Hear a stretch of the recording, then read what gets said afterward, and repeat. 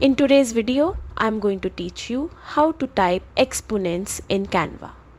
This is perfect for adding mathematical expressions or superscript numbers to your designs, whether for educational content, data visualization, or professional graphics. Start by opening Canva and navigating to your design project. Once inside, click Add a text box from the left-hand menu to insert a new text element.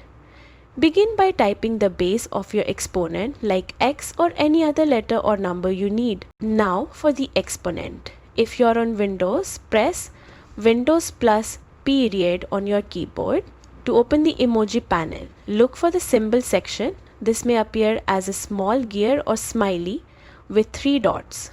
Scroll to the math symbols category and find the superscript numbers. Click on the number you need, such as the superscript 3, to insert it next to your base. Your exponent now appears correctly in Canva. You can repeat this for other numbers or symbols as needed.